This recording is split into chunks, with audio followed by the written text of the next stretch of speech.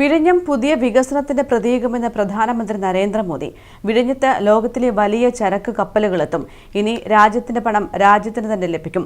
കേരളത്തിന് ഇതിൽ വലിയ പങ്കുണ്ടെന്നും അദ്ദേഹം പറഞ്ഞു. വിഴിഞ്ഞം അന്താരാഷ്ട്ര തുറമുഖം രാജ്യത്തിന് സമർപ്പിച്ച് സംസാരിക്കുകയായിരുന്നു പ്രധാനമന്ത്രി. അനന്തപത്മനാഭന്റെ മണ്ണിൽ വരാൻ കഴിഞ്ഞതിൽ സന്തോഷമെന്ന് മലയാളത്തിൽ പറഞ്ഞുകൊണ്ടാണ് പ്രധാനമന്ത്രി പ്രസംഗം തുടങ്ങിയത്. എല്ലാവർക്കും എൻ്റെ നമസ്കാരം.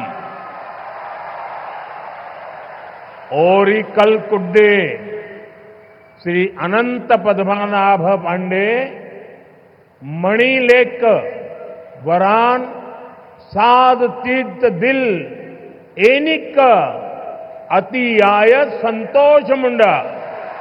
അപാരമായ സാധ്യതകളുള്ള വിശാലമായ സമുദ്രത്തിനും പ്രകൃതി ഭംഗി ഒഴുകുന്ന സ്ഥലങ്ങൾക്കുമിടയിൽ വിഴിഞ്ഞം ഡീപ്പ് വാട്ടർ സീപോർട്ട് നിലനിൽക്കുകയാണ്. വിഴിഞ്ഞം പുതിയ വികസനത്തിന്റെ പ്രതീകമാണ്. ഇവിടെ ലോകത്തിലെ വലിയ ചരക്ക് കപ്പലുകളെത്തും. ഇതുവരെ ഇന്ത്യയുടെ 70% ട്രാൻസ്ഷിപ്മെന്റ് മറ്റ് തുറമുഖങ്ങളിലായിരുന്നു നടന്നത്. വിഴിഞ്ഞം യാഥാർത്ഥ്യമാകുന്നതോടെ രാജ്യത്തിന്റെ പണം രാജ്യത്തിന് തന്നെ ലഭിക്കുമെന്നും പ്രധാനമന്ത്രി പറഞ്ഞു. ഈ സീപോർട്ട് को 8,800 करोड़ रुपए की लागत से तैयार किया गया है.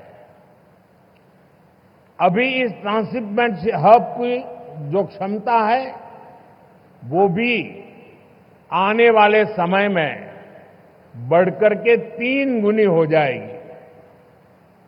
यहां दुनिया के बड़े मालवाहक जहाज आसानी से आ सकेंगे. अभी तक भारत का 75% ट्रांसशिपमेंट भारत के बाहर के पोर्ट पर होता था. इससे देश को बहुत बड़ा रेवेन्यू लॉस होता आया है. ये परिस्थिति अब बदलने जा रही है. अब देश का पैसा देश के काम आएगा.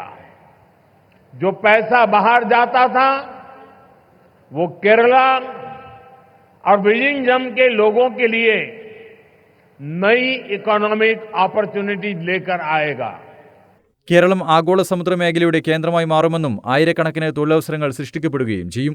ഇതിനായി കേന്ദ്ര സർക്കാർ സംസ്ഥാന സർക്കാരുമായി കൈകോർത്ത് പ്രവർത്തിക്കും. കേരളത്തിലെ ജനങ്ങളുടെ കഴിവുകൾ രാജ്യത്തിന്റെ സമുദ്രമേഖലയെ മുന്നോട്ട് നയിക്കുമെന്നും പ്രധാനമന്ത്രി കൂട്ടിച്ചേർത്തു. News desk Kannur vision.